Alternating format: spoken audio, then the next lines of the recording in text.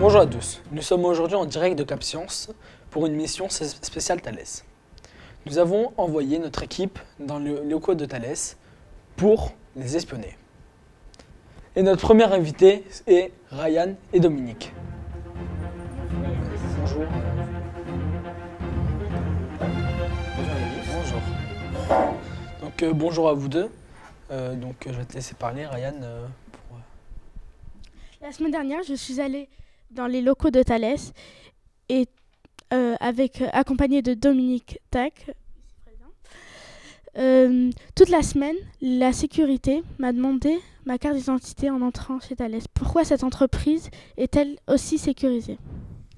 Bien, bonjour à toi. Bonjour. Elle est sécurisée, mais ni plus ni moins que d'autres entreprises. Tu sais, nous ne sommes pas les seuls à faire cela. Par contre, tu as mesuré combien ne pas avoir sa carte d'identité est problématique, puisque une partie d'entre vous sont restés malheureusement il a fallu aller chercher ses cartes d'identité.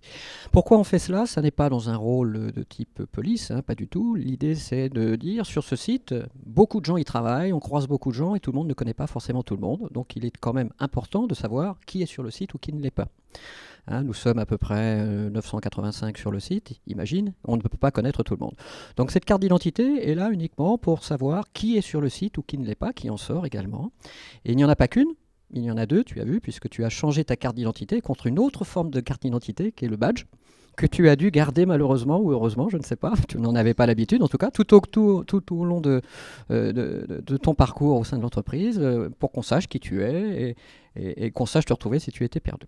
Et d'ailleurs, je profite de cela pour expliquer que Thales fait aussi les cartes d'identité. Thales ne fait pas que les avions, tout ce que vous avez pu voir, typiquement les cartes d'identité, Thales les fabrique également.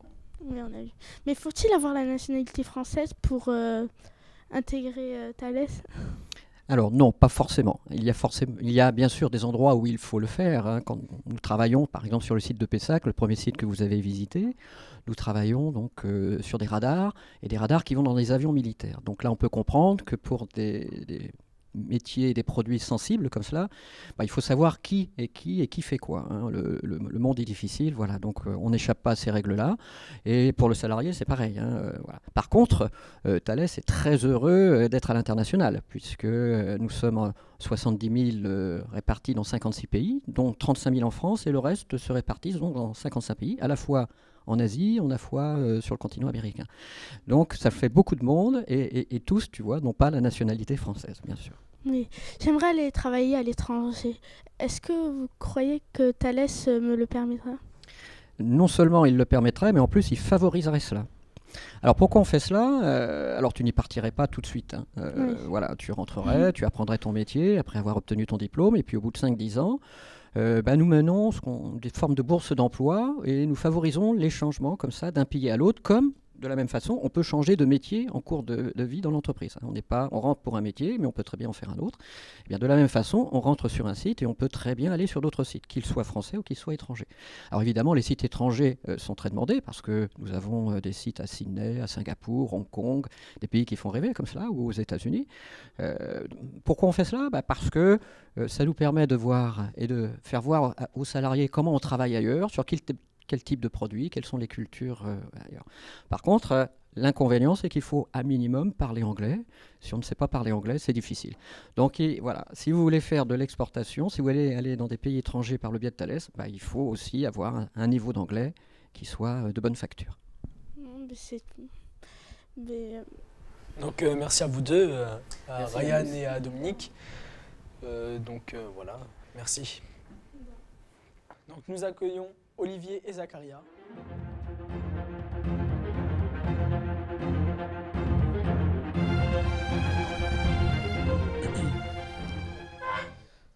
Bonjour à tous et à toutes. Cette semaine, je suis parti en immersion dans l'entreprise Thales en tant qu'espion dans le cadre d'un stage de découverte. Je suis actuellement en compagnie d'Olivier. Bonjour Olivier. Bonjour. J'ai vu que à Thales, vous travaillez sur des radars. C'est quoi un radar et ça sert à quoi ? Alors effectivement, dans Thales, on travaille sur des radars qui sont des produits normalement associés à des avions militaires, pas que d'ailleurs, il existe aussi des radars pour les avions civils. Effectivement, Pessac, c'est notre spécialité sur la partie militaire. depuis maintenant plus de 20 ans, 30 ans même, puisque c'est un produit que Thales a commencé à développer il y a très très longtemps et qui s'améliore d'année en année. Et donc aujourd'hui, c'est devenu, si je parle du RBE2, le radar le plus perfectionné des avions militaires. D'accord. Moi, durant la semaine, j'ai vu qu'il y avait beaucoup de gens qui travaillaient sur les radars. Pourquoi faut-il autant de gens sur la conception d'un radar? Alors un radar, c'est un équipement qui est compliqué, puisque c'est un équipement qui est embarqué dans un avion, comme je te l'ai dit, et qui doit détecter tout l'environnement extérieur du pilote pour s'assurer qu'il n'y a pas des menaces qui sont autour et qui risqueraient de l'attaquer. Donc c'est pour de la défense. Il y a beaucoup de métiers qui contribuent à ce produit, puisqu'il faut des mécaniciens, puisqu'il faut assembler, la mécanique est très compliquée. Il faut des électroniciens. Il faut également des informaticiens, donc pour faire un petit peu de programmation du logiciel. Et puis des physiciens, surtout des physiciens aussi, pour bien, on va dire, appréhender ou bien comprendre comment le radar peut s'améliorer encore et encore. D'accord. Est-ce que Thales prend soin de ses employés? En quoi pensez-vous que c'est important? Alors oui, c'est très important que l'entreprise prenne soin de ses salariés, puisque c'est pour le bien-être des salariés. Si les salariés se sentent bien, ils travaillent bien. Donc effectivement, vous avez pu voir cette semaine des endroits où, par exemple, vous avez vu des terrains de sport juste à côté, ou alors notamment au comité d'entreprise qui est juste à côté de Thales, où il y a plusieurs activités, etc. Donc on peut effectivement se changer les idées aussi, mais pas que. Au niveau du travail, il faut aussi qu'on ait des moyens ou un environnement qui soit adéquat pour être bien dans sa tête.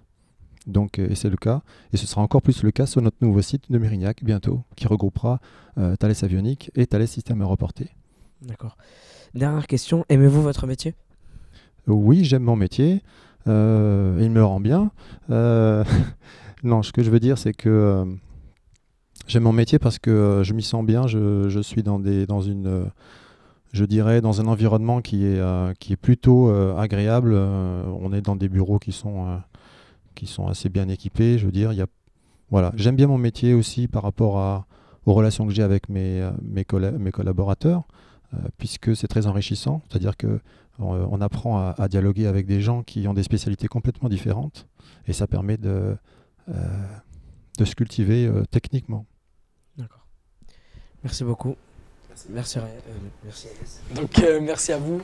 Donc, et pour finir la chronique, nous avons invité Abdelkarim et David. Vous pouvez venir au plateau.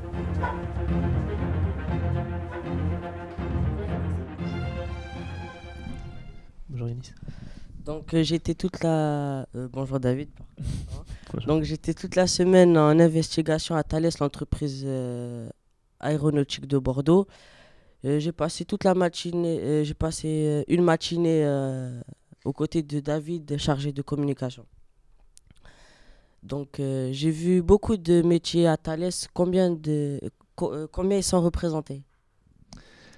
Alors, il y a énormément de métiers qui sont représentés à Thales. Je ne peux même pas te donner un nombre, parce que, par exemple, au Hayan, on est 1200. Et forcément, on a besoin de tous les métiers pour qu'une entreprise fonctionne. Donc, on va avoir des ingénieurs en informatique, on va avoir des ingénieurs en électronique, on va avoir des comptables, on va avoir des RH, des gens en ressources humaines, donc pour le bien-être des gens.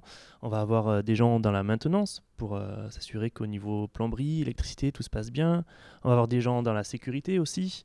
Ça va du vigile à l'ingénieur en sécurité. Donc on a vraiment de tous les métiers chez Thales. Quel est le niveau d'études à atteindre pour y rentrer? Justement, alors là, c'est ça qui est intéressant, c'est que une entreprise, pour qu'elle fonctionne, en fait, il faut qu'elle soit riche des gens qui y travaillent. S'il n'y a pas de gens qui travaillent, l'entreprise, elle ne fonctionne pas. Et du coup, on a besoin vraiment de toutes les compétences, des compétences de tout le monde. Donc ça va de l'ingénieur au technicien. On fabrique aussi des casques, des écrans. Donc il y a besoin aussi des techniciens de production, d'usinage, etc. Donc s'il n'y avait que des ingénieurs, ça ne fonctionnerait pas de toute façon. Moi, par exemple, je suis rentré il n'y a pas très longtemps chez Thales. J'avais un bac+2. À la base, je réparais des ordinateurs et j'ai voulu faire de la communication. Et je me suis proposé chez Thales, je leur ai dit ce que je voulais faire. Et maintenant, je prépare un bac plus 5, donc un master, avec eux, en travaillant chez Thales directement. J'ai vu que vous utilisez des tables d'immersion. Est-ce que plus tard, on pourrait les avoir à la maison ou au collège? Les tables d'immersion, oui, ce serait super bien, et ce sera sûrement le cas de toute façon. Les tables d'immersion, c'est donc ces grandes tables avec un écran tactile intégré dedans. Du coup, on peut faire plein de choses avec. Nous, on s'en sert pour faire des réunions, entre autres. Mais on peut faire plein de choses. Donc, bien sûr, nous, on travaille dessus. Pour l'instant, ça coûte très cher. C'est plutôt fragile. Il y a beaucoup d'améliorations à faire encore dessus. Mais après, on peut déjà les trouver dans certains bâtiments ou certains lieux culturels comme à Cap Science. Mais bien sûr, ces produits-là, c'est comme les smartphones ou les tablettes ou les PC tactiles, ça arrive de plus en plus chez nous. Et un jour, bien sûr, on pourra avoir des tables comme celle-ci au collège ou chez nous. Mais une table, ça coûte combien approximatif? Un prix Alors, ça va dépendre vraiment de la table, ça dépend de ce que l'on veut en faire. Nous, par exemple, on ne paye pas que la table, on paye aussi tout ce qu'il y a derrière pour le développer, l'améliorer petit à petit. Donc ça peut coûter très très cher. Et c'est pour ça que c'est à nous de l'améliorer, dans des entreprises comme Thales, de l'utiliser, de l'améliorer pour justement faire baisser les prix petit à petit. Mais pour l'instant, personne ne peut se le payer juste pour soi. D'accord. Et dernière question, j'ai vu beaucoup de machines du futur, par exemple le cockpit 2020 ou 2030. J'ai eu l'impression que tout deviendra tactile et est-ce que vous pensez que ça arrivera? Ah oui, chez Thales, on travaille beaucoup sur le tactile, forcément. Comme on disait, c'est en train d'envahir nos vies, on va dire, parce que c'est plus interactif, c'est plus intuitif, c'est plus rapide. Donc, oui, bien sûr, ça va arriver chez Thales pour les cockpits, ça va arriver dans nos vies de tous les jours. On le voit à l'école, il y a les tableaux interactifs qui arrivent, qui remplacent donc les simples tableaux avec la craie ou le Velleda qu'on a pu connaître il n'y a pas si longtemps. Et donc on continue à évoluer dans ce sens-là. Donc le tactile, bien sûr, va rentrer dans notre vie de tous les jours, mais aussi les hologrammes, la réalité augmentée. On le voit pour les jeux vidéo, etc. Donc oui, ça fait partie des choses que l'on aura tous les jours chez nous. D'accord, merci David. Merci beaucoup. Donc merci à vous deux. Merci à toi. Merci. Et donc merci à vous, téléspectateurs, aux journalistes et surtout aussi aux invités qui sont venus pour participer à l'émission. Donc maintenant, le bêtisier. Salut.